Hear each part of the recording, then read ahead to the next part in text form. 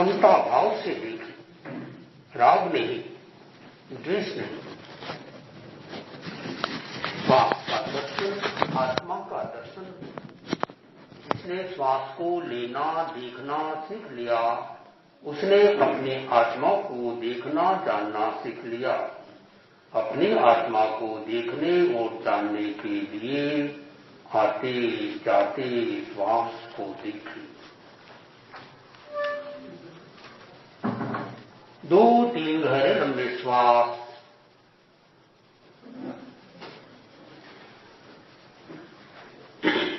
ओम शांति।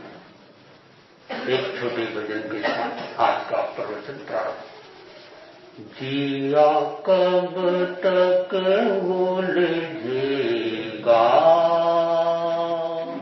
संसार विकल्पों में, ओ जिया कब तक उलझेगा संसार विकल्पों में। कितने भव बीत चुके संकल्प विकल्पों में, जिया कब तक उलझेगा संसार विकल्पों में। उड़ उड़ कर यह चेतन गति गति में जाता है। उड़ उड़ कर यह चेतन गति गति में जाता है। रागों में लिप्त सदा पर भव दुख पाता है। रागों में लिप्त सदा भव भव दुख पाता है। खुद को न सुहाता है पर ही मन भाता है। यह जीवन बीत रहा झूठे संकल्पों में। यह जीवन बीत रहा झूठे संकल्पों में। जिया कब तक उलझेगा संसार विकल्प। निज आत्म स्वरूप लखो तत्वों का कर चिंतन। निज आत्म स्वरूप लखो तत्वों का कर निर्णय। मिथ्यात्व छूट जाए समकित प्रकृति निजमय। निज परनिति परण करे को निश्चय रत्नत्रयी। निर्वाण मिले निश्चित किन्मय की गल्फों में। सुख ज्ञान अनंत मिले किन्मय की गल्फों में। जिया कब तक उलझेगा संसार। शुभ अशुभ विभाव तजे है अरे आश्रय।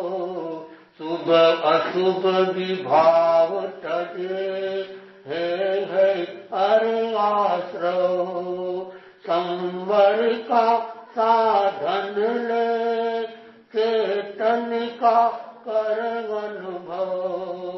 शुद्धात्म का चिंतन आनंद अतुल अनुभव।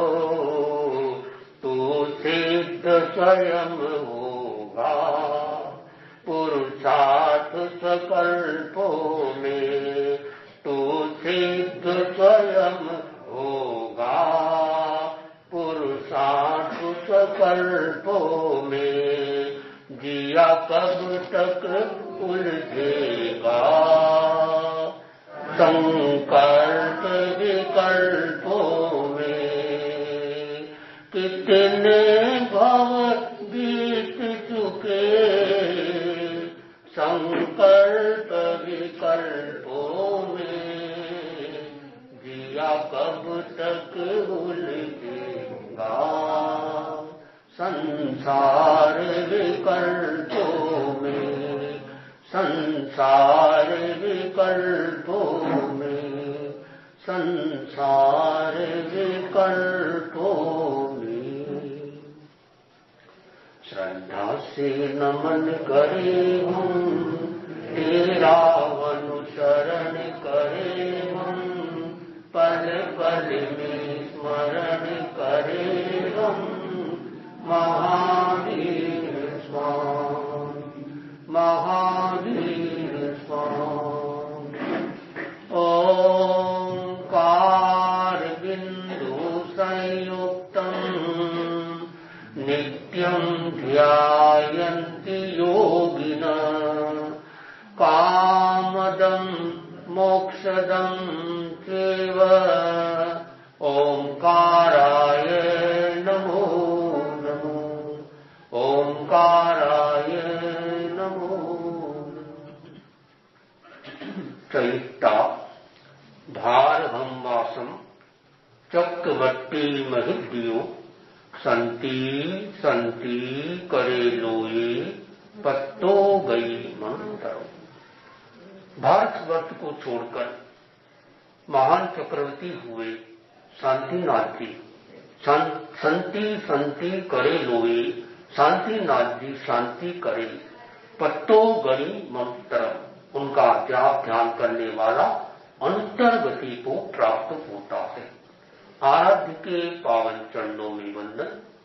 अत्य विराजित शासन श्री मुनि श्री सुरेश कुमार जी स्वामी हरनावा, उनके परम सहयोगी संत मुनि श्री संबोध कुमार जी स्वामी वेदांत, धर्म प्रेमी भाइयों और बहनों,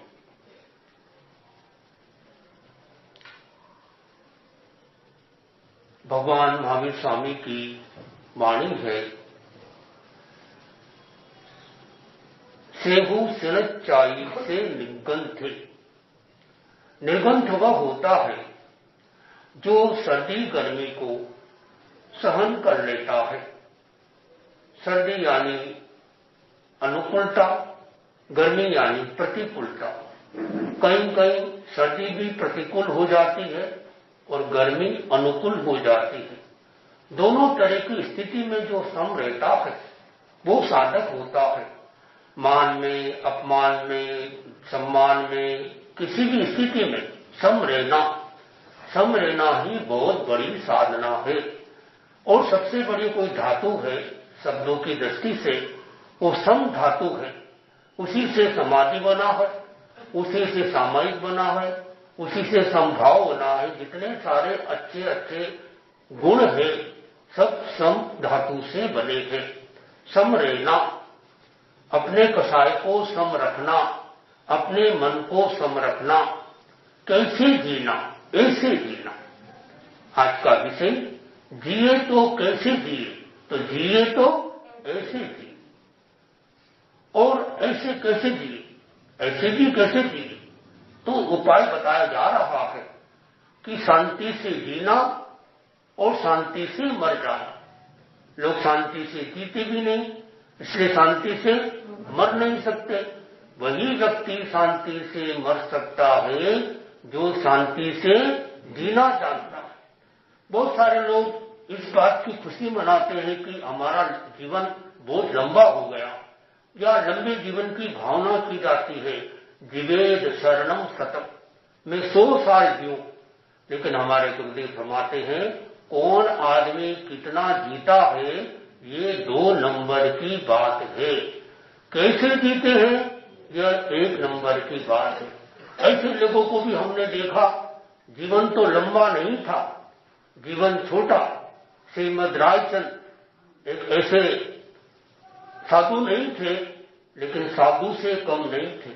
चारों संप्रदाय के साधु उनको बड़े सम्मान के साथ उनको आदर स्वीकार करते हैं। जोड़ी थे, मात्र 33 साल की उम्र में तो संसार से चले गए, लेकिन उनको 7 साल की उम्र में पूर्व जन्मों का ज्ञान हो गया। और एक बार जब वो जंगल में जा रहे थे तो देखा कोई मुर्दे को ले जा रहे, तो पेड़ के ऊपर चढ़कर जलते मुर्दे को देखने लग गए। देखते देखते श्रीमद रायचंद्र को पिछले कितने कितने जन्मों का ज्ञान हो गया। और वो बता रहे थे, उनके साहित्य में लिखा है कि मैं भगवान महावीर का अंतिम शिष्य था और थोड़ी सी गलती रह गई, प्रायश्चित नहीं किया। जब वो मलमूत्र आदि के परसने जाते हैं तो उसमें ध्यान दिया नहीं, उसका प्रायश्चित लिया नहीं, उसके कारण बोले मुझे कितने भाव करने पड़े। तो ऐसे थे। उनका एक सूत्र बहुत अच्छा लगा मुझे कि आत्म भावना भाता जीवड़ा कर ले केवल ज्ञान। मैं भावना, सारा खेल भावना का। हम शरीर से क्या करते हैं ये 2 नंबर की बात है। हम मन से क्या सोचते हैं यह 1 नंबर की बात है। हम लोग प्रेक्षा ध्यान का प्रयोग कराते हैं और आजकल प्रेक्षा ध्यान के प्रयोग से बीमारी भी मिटती है। प्रेक्षा ध्यान के 3 स्तर है, प्रेक्षा ध्यान, प्रेक्षा योग और प्रेक्षा चिकित्सा। तो एक आदमी तो प्रेक्षा ध्यान का डॉक्टर बन गया था। तो एक आदमी आया उनके पास, मुझे श्वास की या हार्ट की तकलीफ है तो कोई उपाय बताओ। तो उस योगी ने कहा तुम पर्दे पर लेट जाओ। वो लेट गया। बोले अनुभव करो मैं स्वस्थ हो रहा हूं, मैं स्वस्थ हो रहा हूं। 20 मिनट का प्रयोग था, 5 मिनट भी नहीं हुए उठ के जाने लग गया। बोले क्या कर रहे हो? बोले मन में सोचा मैं कहां से फंस गया। कोई कार्डियोग्राफ नहीं, कोई चेकअप नहीं, कोई बातचीत नहीं, कोई मंत्र नहीं, कोई तंत्र नहीं, कोई यंत्र नहीं। ऐसे सोचो, ऐसे को ठीक होता? मैं तो जा रहा हूं। अच्छा मैंने 5 मिनट प्रयोग कराया, उसकी तो फीस दे दो। अच्छा डॉक्टर साहब आपको फीस चाहिए? आंखें बंद करो, अनुभव करो, फीस मिल रही है, फीस मिल रही है, फीस मिल रही है।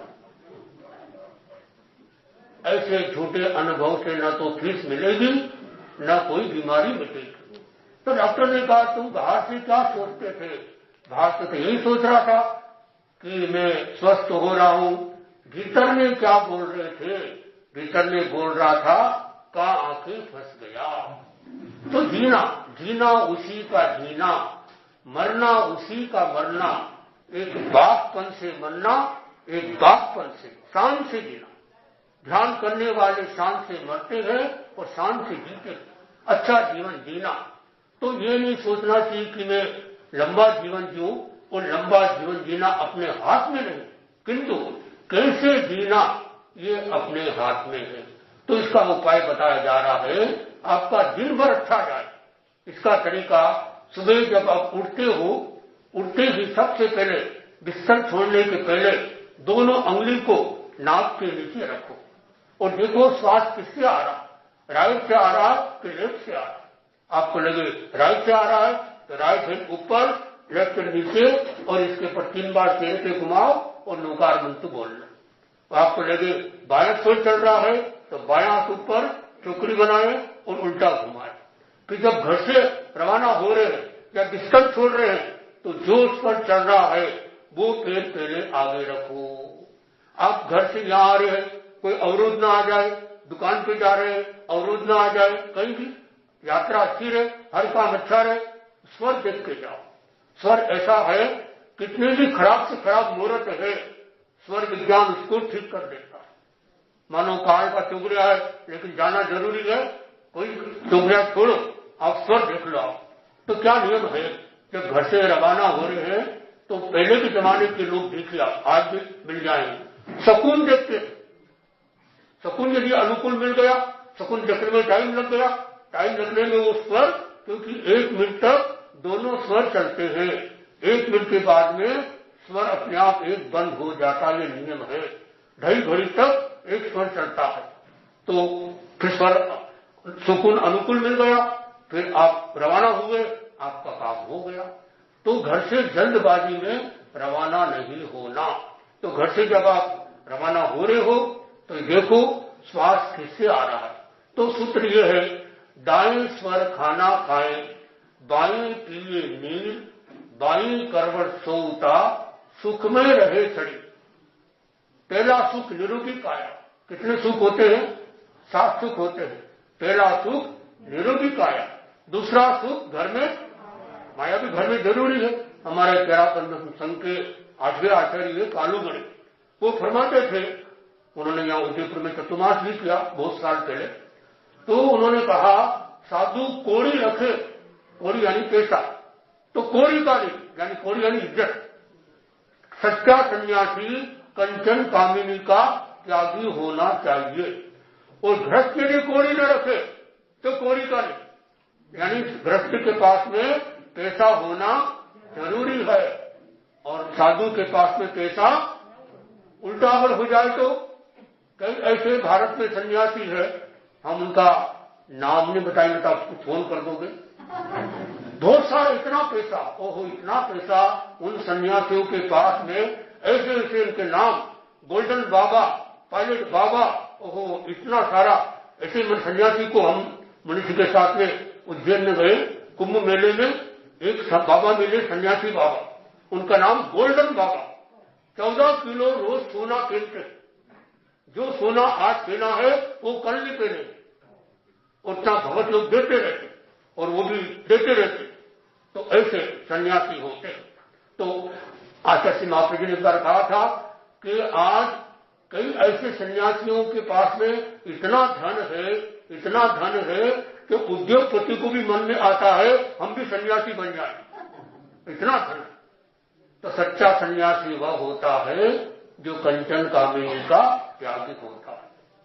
तो दाएं स्वर खाना खाए, बाएं पिए नीर, बाएं करवट सोता, सुख में रहे शरीर।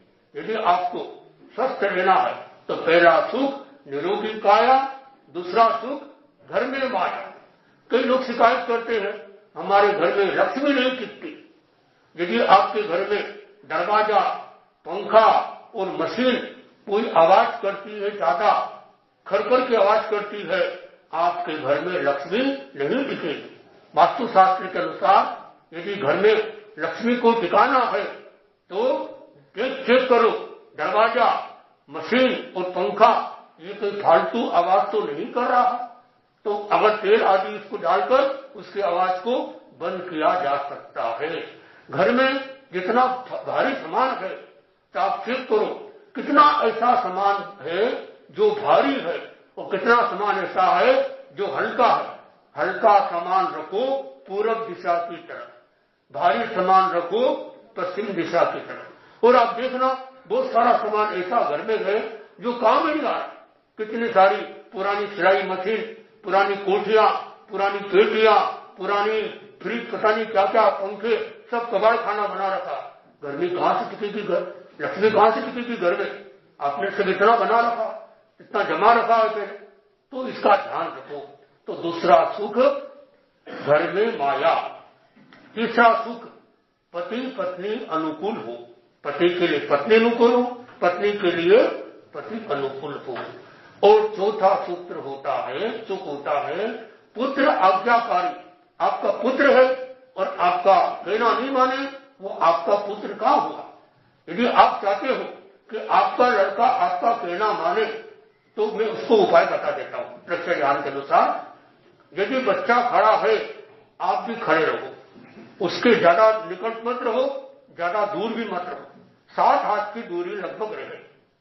फिर जो आप कहना चाहते हो, जो उससे आप चाहते हो क्या चाहे, जैसे आप चाहते हो बच्चा पढ़ाई करे, बच्चा शांत रहे, बच्चा टाइम पे सो जाए, जो चाहते हो वो उसको कह दो। जो बच्चा को नहीं चाहते हो वो मत कहो। बच्चे को ये मत कहो बच्चा टीवी मत देखो, बच्चा गाली मत दो, बच्चा खेलो मत, ऐसे कभी मत करो। क्योंकि करने की बात बहुत कम होती है और नहीं करने की बात ज्यादा होती है। तो आप जो बच्चे से चाहते हो यही बात परिवार में ले लो, आपकी पत्नी है और आपका बोले कहना नहीं माने, तो ये तरीका कहने का। उसके दर्शन केंद्र पर देखते हुए उसे बोलो खाना अच्छा बनाओ, पानी जल्दी भरो, जल्दी उठो, जो भी आप चाहते हो। एग्जाम्पल, भाइयों को बहनों को चाहिए साड़ी नहीं आ रही बहुत दिनों से, तो उनको कहो भाई अमुक रंग की साड़ी अब टाइम पे मिल जाए तो देख काम आ जाएगी मुझे। मतलब जो भी आप चाहते हो, तो जो चाहते हो वो उनको कहना, जो नहीं चाहते हो उसको नहीं कहना। तो चौथा सूत्र होता है, पांचवा सूत्र पुत्र आज्ञाकारी। छठा सुख होता है वो होता है पड़ोसी अच्छे। कभी भी पड़ोसी से भेदभाव नहीं रखना। अपना घर का कचरा पड़ोसी के यहाँ नहीं डाल देना। बहुत सारे लोग ऐसे करते हैं, और वो क्या करते हैं, वो भी झगड़ा डाल देते, फिर वो झगड़े के लेके फिर झगड़ा कचरे के लिए झगड़ा होता रहता। तो ऐसा नहीं कर। कितनी सुंदर व्यवस्था चल रही हिंदुस्तान के अंदर। कचरा वाला आता है, बच्चे को कहा मम्मी ने कचरा वाला आ गया, बच्चा बोला मम्मी कचरा वाला नहीं आया है, फिर सफाई वाला आया है, कचरा तो हम करते हैं। एक सुंदर लिखा था, आपकी पढ़ाई का महत्व कब रह जाता है जब एक पढ़ा लिखा व्यक्ति का द्वारा फेंका हुआ कचरा एक अनपढ़ आदमी ले जाता है। कितनी बड़ी बात लिखी गई। तो हमारी पढ़ाई का भी महत्व रहे। तो छठा सुख होता है पड़ोसी अच्छे, और सातवां सुख होता है मित्र अच्छे, अपने दोस्त अच्छे। तो अपने इन 6-7 सुखों में 6 सुख अपने हाथ में नहीं। पहला सुख अपने हाथ में है। कैसे? पहला सुख निरोगी काया, स्वस्थ रहना। इसके लिए जहां तक हो सके सीधे बैठना चाहिए। खाली समय में आप मानो टीवी देख रहे हैं या प्रवचन सुन रहे हैं, मुद्रा बना लीजिए। ये देखो अलग अलग मुद्रा है। ये मुद्रा ज्ञान मुद्रा, इससे मेमोरी बढ़ेगी, गुस्सा भी शांत रहेगा। 5 मिनट दिन में 4 बार कभी भी कर सकते आप। और आपको लगे कि वेट ज्यादा है, वेट को कम करना है, सूर्य मुद्रा का प्रयोग कर 5 मिनट दिन में 4 बार करोगे 100 ग्राम वजन घट जाएगा। ये सूर्य मुद्रा, इसको हल्का सा दबाव देना, दोनों हाथ को यहां रखना। तो ये ध्यान की दोनों ये मुद्रा इतनी अच्छी है, ये वेट को घटाने की मुद्रा। आप में से बहुत सारे लोग ऐसे भी होंगे जिनका वेट ज्यादा है, उनके मन में आया कि पहले तो कम है और क्या कम करें। तो बढ़ाना हो, गेन करना हो तो अंगुली को जोड़ो। अंगुली को जोड़ेंगे तो वेट बढ़ जाएगा, अंगुली को मोड़ेंगे तो वेट घट जाएगा। उल्टा पुल्टा मत करना। एक मोटा आदमी आया, उसने कहा महाराज साहब मेरा वजन ज्यादा है, कम करने का उपाय बताओ। हमने कहा ऐसे करो आपका वजन घट जाएगा। 3 दिन बाद उसने कहा मेरा वजन तो बढ़ने लग गया। तो मन पूछा आपने क्या किया? बोले मैंने ऐसे किया। मैंने तो ऐसे बताया था ना महाराज साहब, ऐसे करने में दर्द हो रहा था तो ऐसे कर लिया। तो ऐसे वैसे मत करना, घटाना कि बढ़ाना। एक सूत्र याद रखिए, जोड़ने से हर चीज बढ़ती है, मोड़ने से हर चीज घटती है। यदि घटाना है तो मोड़ना, बढ़ाना है तो जोड़ना। मानो घटाना भी नहीं है, बढ़ाना भी नहीं है, तो ये मुद्रा करो आप। जो लोग बहने भाई लोग शिकायत करते हैं तपस्या नहीं होती, एकासना भी नहीं होता, आप ये मुद्रा का प्रयोग करो। 8 दिन की तपस्या बिना खाए आराम से चलते फिरते हो जाएगी। ऐसी मुद्रा है महाप्राण मुद्रा। इससे चश्मे की बीमारी भी दूर होती है, आंखों की ज्योति भी बढ़ती है, विटामिन सी की पूर्ति भी होती है और शरीर का भी संतुलन बनता है। इस तरह से भ्रष्टाचार में बहुत सारे उपाय होते हैं। तो कुछ कुछ बातें आज आपको बताई कैसे जीना चाहिए। तो मैंने शरीर के संदर्भ में आपको बात बताई। मन के संदर्भ में कहा जा रहा है कि अपना जो चिंतन है वो सकारात्मक रखे, यानी कैसे भी कुछ न कुछ कह जाओ। अगर चिंतन सकारात्मक हो, गाली गीत बन सकता है। चिंतन देखिए, आप पति पत्नी में झगड़ा हो गया और गुस्से में जब आता है आदमी तो भान नहीं रहता बोलने का। तो पत्नी ने गुस्से में आकर पति को बोल दिया तो बना बनाया जानवर है, इस प्रकार की गाली दे दी। अब देखिए वो कैसा ज्ञान का प्रयोग करता था। उसने गुस्सा नहीं किया, वो शांत रहा और अपनी पत्नी को कहा आज तूने जिंदगी में पहली बार असली प्रेम दिखाया। उसने कहा मैंने आपको जानवर बोला? बोले तुम ठीक बोला। कैसे? बोले तू मेरी जान, मैं तेरा वर। क्या शब्द था? जानवर। क्या लिया? दुख में सुख की खोज। ये है। तो ऐसा चिंतन, अगर वो ये सोचता ये कैसी घरवाली है, जानवर बोलती है, पहले पता होता तो शादी भी नहीं करता। तो क्या कहा जा रहा है, ये 2 नंबर की बात है। कैसे कहते हैं और कैसे सुनते हैं, ये सारी बहुत सारी बातें हैं। तो हम अपने जीवन में यदि जीवन जीने की कला आ जाए तो बहुत सारी कहने की कला आ जाए, कहने का तरीका सही हो जाए तो इधर से कहना सही हो जाए, उधर से सुनना सही हो जाए, फिर कोई समस्या नहीं रहेगी। सब एक दूसरों की हरकतों को क्षमता भाव से सहन करे तो कौन कितना जीता है, यह 2 नंबर की बात है। कैसे जीते हैं 1 नंबर की बात है। आज अरुण जी कोठारी हमारे सामने बैठे हैं और ये आज इनका जन्मदिन है, बहुत खुशी की बात है। जन्मदिन तो अच्छा इन्होंने काम किया, तुलसी निकेतन का कितना विकास किया। ये बच्चे बहुत बैठे हैं, बच्चे बार बार बहुत तारीफ बोले, यहाँ के सर अच्छे हैं, स्टाफ अच्छे हैं, संचालक सब अच्छे हैं, बहुत अच्छा लगता है। क्योंकि आपका खुद का जीवन अच्छा होता है तो सब अच्छा रहता है। तेरापन को, ये समाज को एक गौरव की बात है। ऐसे व्यक्ति इनको प्राप्त हुए हैं और मैं इनके लिए बहुत मंगल कामना करता हूँ। आपका जीवन स्वस्थ रहे और विकास होता रहे, आध्यात्मिक विकास भी होता रहे। उनके घर से कांताबेन भी सदा जैसे दोनों जोड़ी हो तो ऐसी हो, नजर न लगे, बहुत प्रसन्न रहते हैं, दोनों हंसते खेलते रहते हैं, काम करते रहते हैं। तो बहुत बहुत मंगल कामना करता हूँ। तो आज सर जी ये विषय भी ऐसा हुआ रखा, जिए तो ऐसे जिए, ये सीखना हो तो आप कोठारी से देख ले जाओ, दोनों को ऐसे जीना, प्रसन्नता से, शांति से, श्रम दोनों में, श्रम और विश्राम दोनों में संतुलन। और हमारे शासन श्री मुनि श्री को देख लिया, उनका पूरा जीवन, लंबा जीवन भी और शांति से जीना भी, दोनों। ये तो सौभाग्य से मिलता, लंबा जीना तो अपने हाथ में नहीं, पता नहीं किसकी कितनी उम्र आए, लेकिन ये उदाहरण हमारे सामने है। शासन श्री भी विराजमान है, उनका एक लंबा जीवन भी है, कारण उनको भी लग गया। और हर एक समय के बाद में इंसान को एक काम छोड़ना चाहिए। आचार्य तुलसी ने भी एक काम किया, उन्होंने मन में सोचा कि अब मैं 75 साल का हो गया हूं, अब मुझे आचार्य पद छोड़ देना चाहिए। उन्होंने आचार्य पद छोड़ दिया तो और फिर वो अपना जीवन चलाते रहे। तो ऐसा एक अपना अच्छा आपका जीवन बने। तो मैं आपसे यही सभी से कहना चाहता हूं कि यदि अपने जीवन में हमें शांति से जीना है तो संयम से जीना, जितना खाने का, पीने का, बोलने का, सोचने का और सुनने का भी संयम। बहुत सारे हमारे लोग दिन भर